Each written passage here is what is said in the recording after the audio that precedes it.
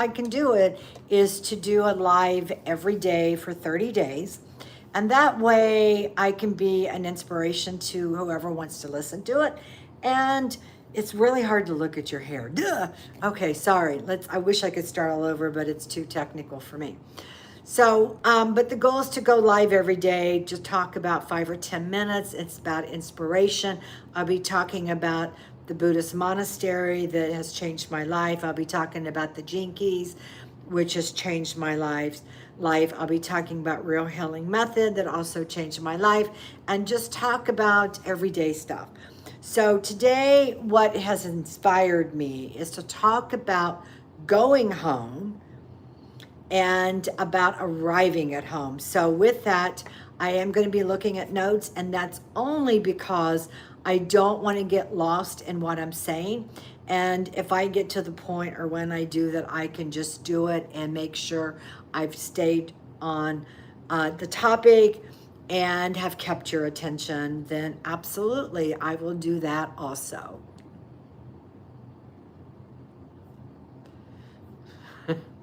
Oh, here we go. Ah. So I want to make the correction. Today's topic is going home to love and arrived at home to love. And what I have found, that the topic of love seems to be what people are craving.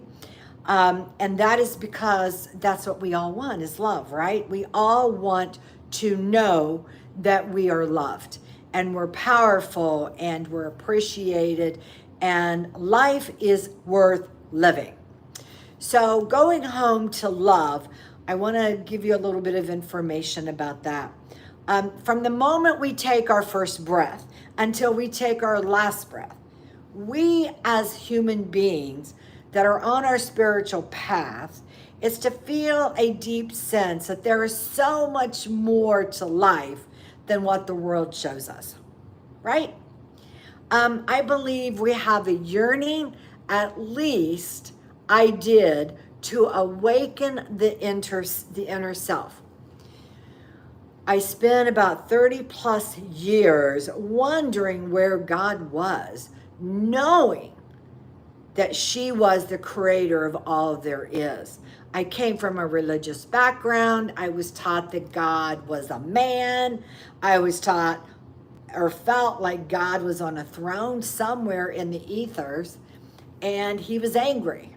Well, God is not a man. God is a woman, as far as I'm concerned, and God is here. And I will go more with that experience. So I had many questions that were unanswered, as I said, flipping back and forth to the man, the God that I can't see, and maybe by chance, I would experience something that seemed magical and a miracle, okay? And I would love to hear your own comments of what you experienced.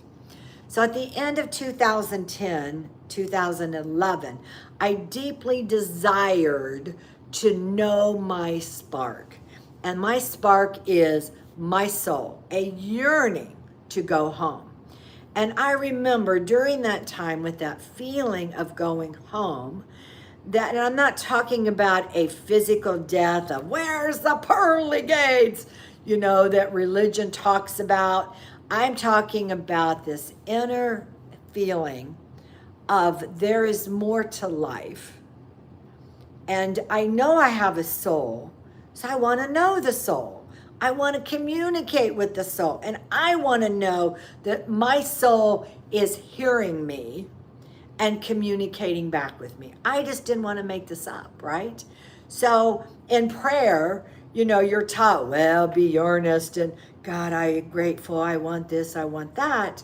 But how many times did you pray, God, give me this, and you never got it, right? You never received it. You never heard it. You didn't know that God seemed so far out there. So my experience in 2010, 11, I wanted to know God and I wanted to go home. And so at that time in my life, I had already been a spiritual healer trained in energy medicine. I'd already been a massage therapist, working in a hospital for pregnant postpartum women and patients that were in the hospital. I was a contract massage therapist, and I already was using the connection with God within, but I still wanted more, is that more feeling. So I decided that what I wanted, well, let me tell you how I decided. So I had a dream or a vision, whatever you want to call it, and it was of a grandmother, and she was coming towards me and was telling me it's time to go home. Now, to this day, even talking about it and sensing it, it brings tears to my eyes, but it's a feeling of connection with who I am. And the grandmother figure, I knew it wasn't a immediate grandmother. It was a grandmother of long ago.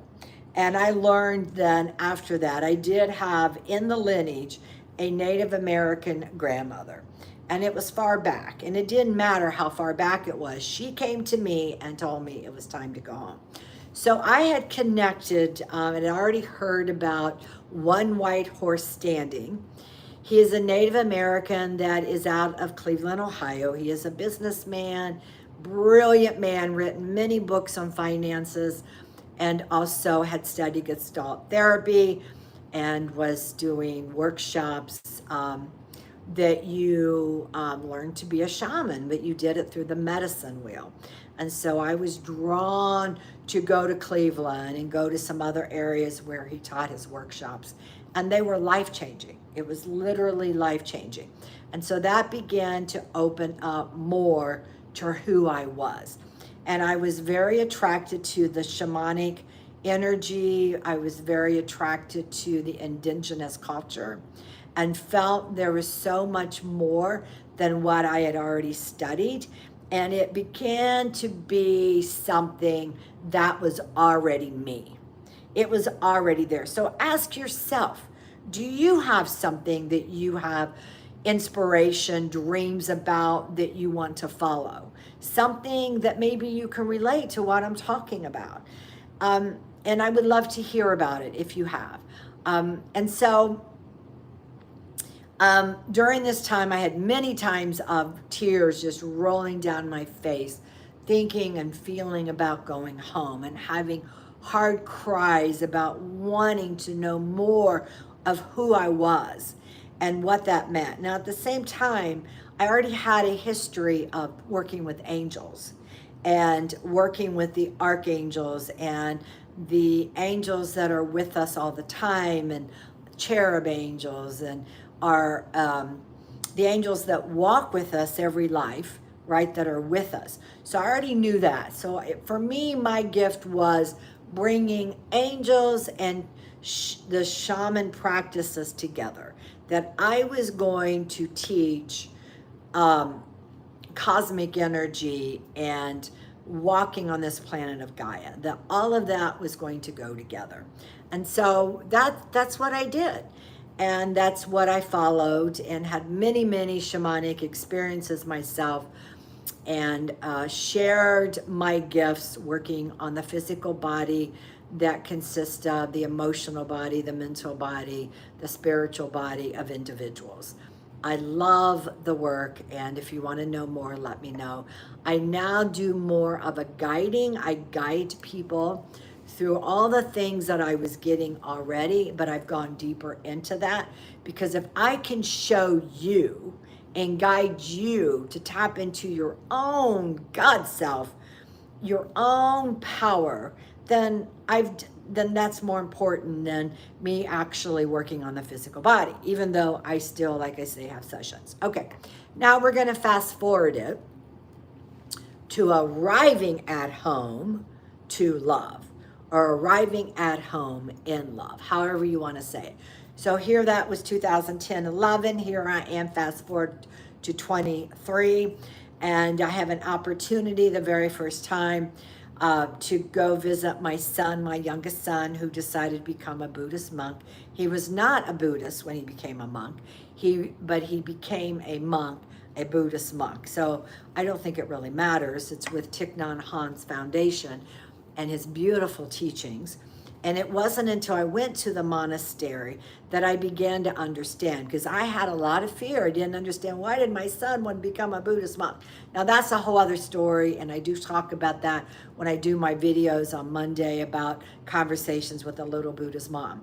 But I want to stay with the monastery, because I walked in to, and this was a year ago in June, so it wasn't that long ago, but I walked into the meditation hall, and it's a huge, huge building, just beautiful. And at the altar in the front says, "Arrived at home."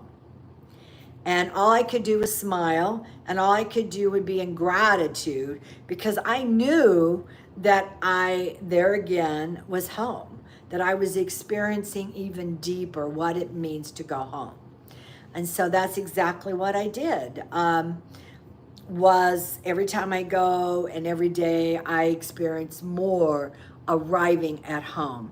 And that is understanding silence, and silence is when you connect to the God within. And as I said, she is a woman for me.